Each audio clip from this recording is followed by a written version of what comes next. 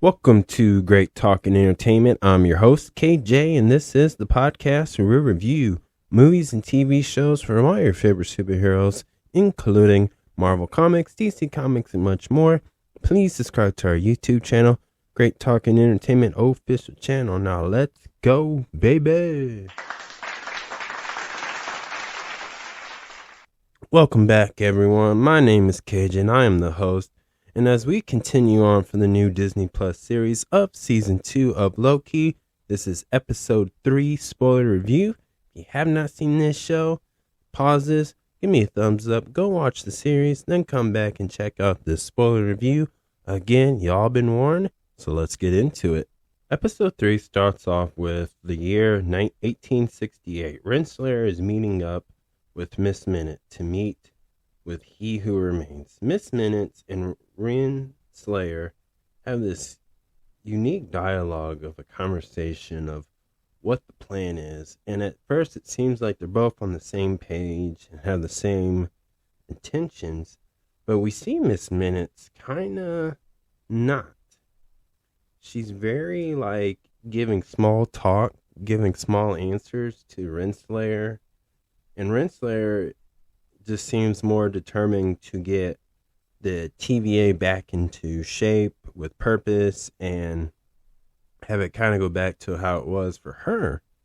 But Miss Minute, on the other hand, who is leading her on, telling her, did you bring what I asked for? And she did, which was a TVA guide handbook, and told her to go up by that window and drop it in there, where we will see a young little boy of He Who Remains. Now, this story gets interesting about this is you notice with the dialogue and the conversation. Renslayer is just very sure of herself that her, Miss Minutes, and He Who Remains are going to be working together. Miss Minutes even promises her that she will be right by his side, basically, and they're going to start a new era and make sure the TVA is back in place, but doesn't really explain why. She tells her that He Who Remains is dead, and this is his backup plan to help. And Renslayer just does it because she is very sure that she can trust Miss Minutes. So that's the idea of it. And what I thought about that is Miss Minute here is has this dark, scary side. And it made me think okay, maybe this is kind of like their Halloween special, because this show is aired in this month of October, because we do see Miss Minute kind of scaring people, being a big giant ghost. She even changes her color from orange to black and white, it kind of reminds me of the old school Mickey Mouse shows, where Mickey Mouse and was in black and white. It had that type of feel to it. And what's interesting, this takes place in Chicago, Illinois. And I think that's really cool but very interesting about this variant of He Who Remains, which is, his name is Victor Timely.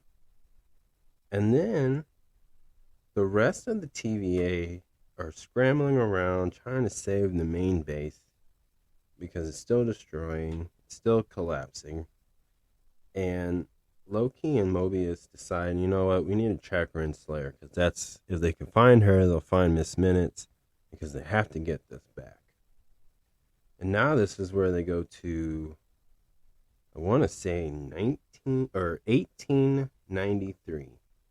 And what I like about this is Mobius is having a fun time. He sees the giant Ferris wheel. It's like a carnival. It's like an event going on.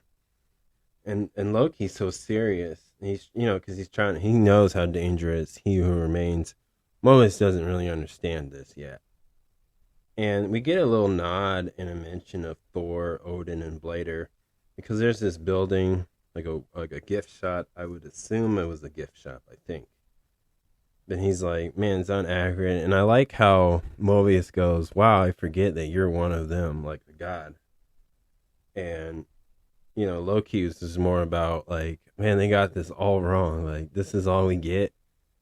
And he goes, like, nobody even knows who's Blader. And Mobius, like, Blader the Brave. It was just a funny, but it shows that Loki does miss his family. He misses Asgard. He misses Thor. And they did mention that Thor and Loki will reunite at some point, and maybe this was the first seed of Loki consciously thinking about, how can I get back to Thor? How can I get back home? And if that's even a possibility of them doing that.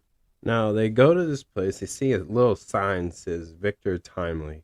And they go there and they see He Who Remains, and Loki's freaking out. They see Renslayer there, and Victor Timely is explaining about the loom. And he's like kind of like Thomas Edison or Albert Einstein. If you mix them together, that's who you'd get in the MCU, right? And he's just explaining it using light bulbs. And then you see so many people who are willing to buy this. There's even fights. Then they had this huge chase scenes of just trying to chase this guy. Of course, Renslayer and Miss Minutes finally got to him and protected him as best as they can.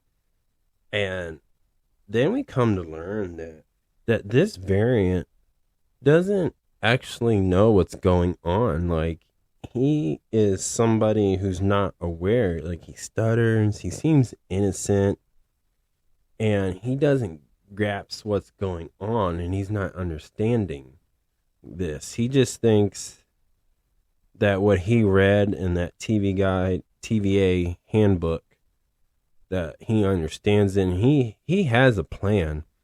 He Who Remains planned this out very perfectly. But it's understanding where he's going with this. Like, why this variant? Why this one? Because he seems innocent, like I said. And then we learn at the end of this that Miss Minutes is actually in love with He Who Remains. And he was like, what's crazy is that he never built her an actual human body. And Victor Timely is saying, like, I'm not him. Like, I don't know how to do that. And so now it's the big mystery is, what does Victor actually know and what does he not know? What's he telling the truth about? Because there's times where Miss Minute seems very evil and dangerous. Like, even he was scared. Like, he was scared. But was it scared where he's trying to keep things intact? Is he trying to, keep his cover, not blow his cover, hide the Grand Master plan? Who knows? But she was very determined because look what they did. They got on this boat and,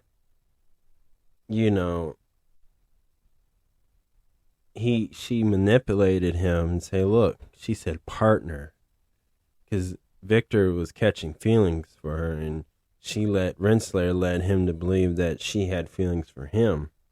Like, they even hold hands, and she took that and he kicked her off on that little boat.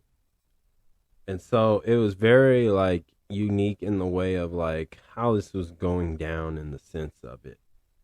And I just thought this was like the thing, but I'm not sure where he stands at, because it was very confusing, but not in like a confusing way, but it was like a good confusing, because they're keeping the viewers on the edge of their seat.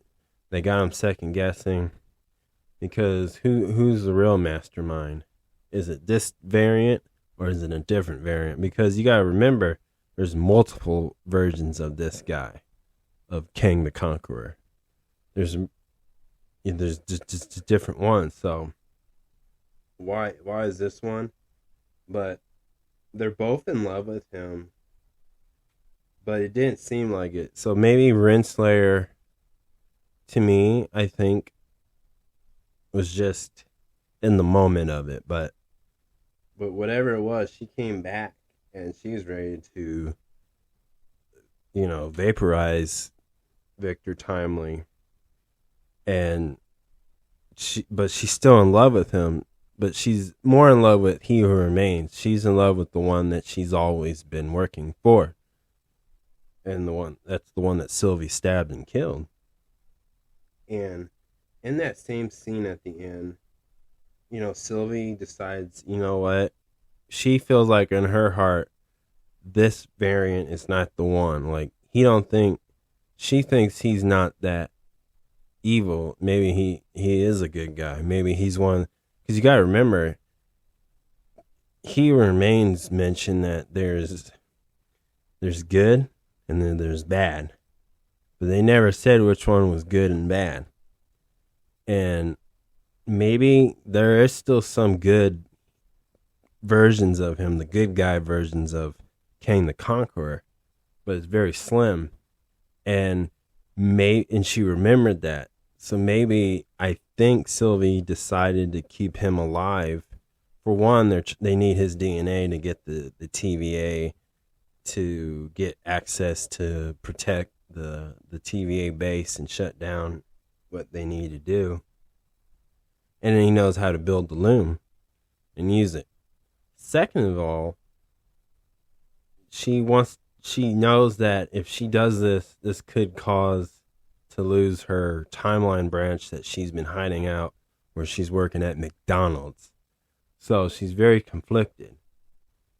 She even didn't want to kill Renslayer. She said, man, I thought about stabbing you in so many different ways. I thought of the worst of the worst.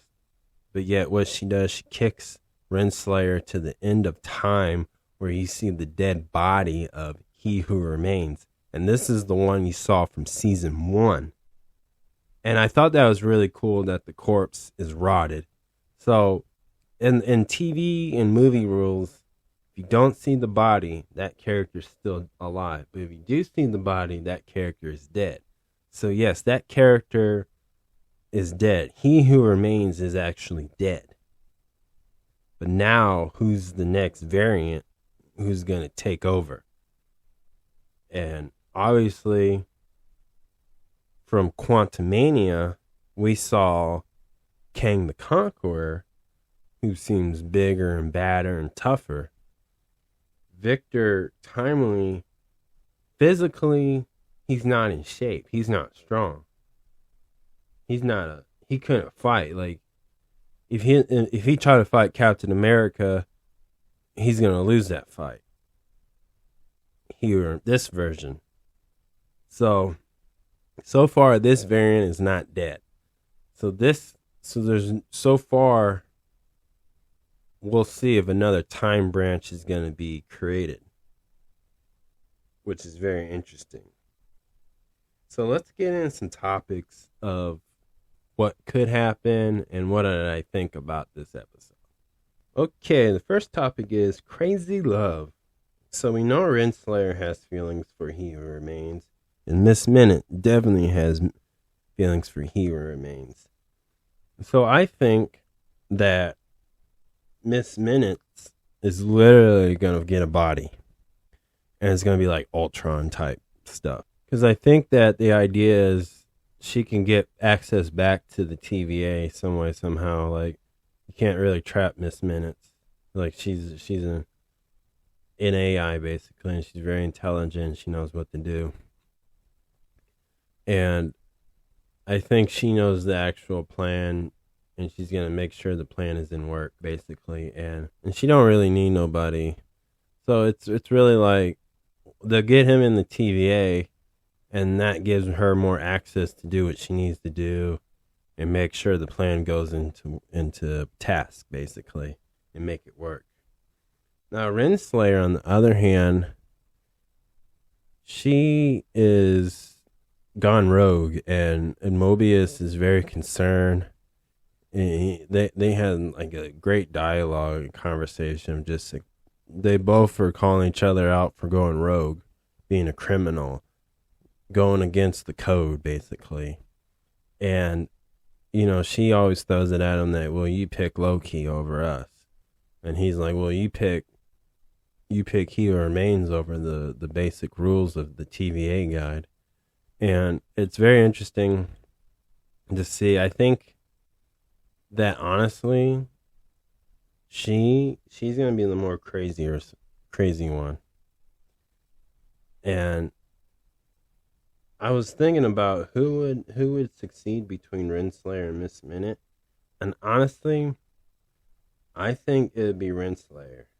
I really think it does. I think she's gonna be the one who's gonna do this. Who's gonna become the big bad villain of this whole season. I just think that she's more determined, and she's a lot smarter, and she knows and she's more tactic with her stuff. So I'm gonna go with Renslayer on this. The next topic, Sylvie. Why did Sylvie do what she had to do? I think Sylvie, to me, is very conflicted. She knows that her revenge is going to cause a lot of bad timeline branches, and it could destroy the one that she enjoys. I think that she wants just to have a normal life, and I think she's realizing the only way is He Who Remains is stay down, but has to keep a variant around. So now she's basically has to protect Victor. Everybody does in the TVA, because if he gets killed or evaporates, like the next variant they find is probably gonna be bigger and badder, and you can't stop him. You got, if you watch the Quantumania movie with Ant-Man and the Wasp and everybody else, like they made the consequences of that is going to affect season 2 of Loki. And so, again, there's variants of these guys. And what I think is now they know that, okay, now they got to protect it. And that's hard for her because she has a lot of revenge that she wants to get. But she did the next best thing, I think, obviously, was to do this. So, does she go away? Are we going to see her in the next episode? Who knows? But I think she's more concerned about her life now. And she has to change and be a better person. And I think we're going to see this character grow into that. And then the next topic is the TVA handbook. Now, I've been saying that Orbius / OB, let's call him OB, he wrote this handbook, but I think that He Who Remains created him. I think he's not human, and I don't think he knows that. Because this thing is like what you get if people are locked up in jail or prison, they get a Bible. You go to a hotel, there's a Bible. Right? This is kind of like the Bible of the TVA. And this has all the answers. And nobody's reading it. And it's kind of like a perfect thing to do. It's kind of perfect for He Who Remains because it's hiding in plain sight. The key to defeat him is in plain sight and nobody's paying attention. And they had OB write it. And look where he put OB, way down, where nobody's like, he's on the bottom floor. Like, it's all a trick.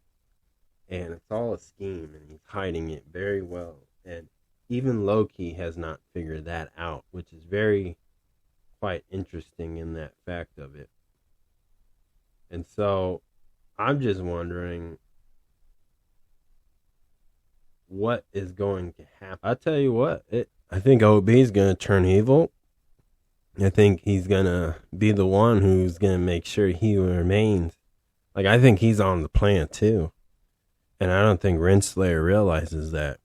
Miss Minute might know, but I think he's in on it the whole time. Like, I think he's playing his cards right, and there is a reason why this is all happening. Now, let's bring up a theory that I have about Victor Timely. So, you know that the sacred timeline is the main timeline of the MCU. So they're basically they time travel. And they went back in time, right? So here's the theory. So, you know, in the movie Captain America, the First Avenger, we see a young Steve Rogers and a young Bucky Barnes, and they go to this like event where you see Iron Man's grandfather, Howard Stark Sr. And you see all these unique technologies that he's created, right? You've seen the floating car, and you see how it fell, and you say, oh, it's just a prototype, right? What if that Howard Stark studied Victor Timely's like notes, book, research? Because Victor Timely explains in his little presentation that how that loom works is energy, right? And in the Captain America's movie, the First Avenger, Howard Stark Sr. explains that it's energy that makes his car float, and then it falls, right? So what if he learned it from Victor Timely, like he read his notes, maybe a book, maybe, you know, he read about him in old newspapers or whatever, and it inspired him to create all the stuff, which we know that in our time, in the main timeline of the future, you know, builds the Iron Man suit. If that's the case, that really expands the MCU of the event of the Infinity Saga. This explains like how the super soldier syndrome was created, because of things like this happen in like 1863 to 1868 to 1869. And I get the idea of it, and that'd be really cool because like this whole event started here because of the TVA, because of this timeline thing. And this really helps out, explains, it kind of makes more sense of like Captain America First Avengers, because they never know like where this came from. They just knew that it existed. They knew this power. This explains like why Red Skull was obsessed with it, and he believed it was like from the gods. It was from whatever. He was actually also inspired by Victor Timely as well, because of the power of that energy, of how it was creative. So there's an idea of like maybe these Infinity Saga stones were all from a timeline branch because of this particular incident. They went back in time, right, to the main sacred time when they did this, when Renslayer dropped off that TVA book. So that causes a whole ripple effect of time and events that happen in the MCU so far, from the Captain America, the First Avengers, to Captain Marvel, to Iron Man, literally, because this inspired Howard Stark, this inspired Hank Pym, this inspired a lot of guys because they read his idea and philosophy with energy and time. And that's how that Quantumania thing was being talked about. This is why, you know, the Iron Man suit is somewhat made. This is why that super soldier serum's made. You know, this all because of this. And that's just my theory of it. But I definitely want to know what you guys think about that. And to give this episode a 1 out of 10, I'm giving it a straight 10. This was a great episode. I think I really love the action to it. I really like the special effects, the background scenery. I like how Loki wasn't using his daggers, but more of his like power abilities, and you saw the cool green effect. And same with Sylvie, because when she came in and surprised everybody, she dropped like this big explosion, boom, knocked everybody down. Like she wasn't playing. Like I also like just how Loki is maturing and growing in this, and I like to see, and I like how Mobius is still conflicted. He's trying to get through this and understand what's happening because he's like his whole world's been rocked. Like he's waking up. Like he doesn't know how to make sense of this. Just like Renslayer and the other TVA members. But it's very interesting to see that, and I really like where Sylvie's going with this. And I think it's going to be a really neat ending as a whole on the end of this season. So definitely enjoyed this, and a lot of and again like this opens up the idea of like how Marvel Studios can retcon some stuff, fix some stuff. I mean, the possibilities is unlimited at this point, and this will definitely help make sense with the Deadpool 3 movie, and this will make a lot more sense with Kang the Avengers, Kang the Dynasty and Secret War. So I definitely can't wait. So that's my review, and thank you so much for listening. Please subscribe to my YouTube channel, Great Talk Entertainment Official channel. Subscribe, hit that notification button so you can always be updated with all my latest content. Thank you, and peace out.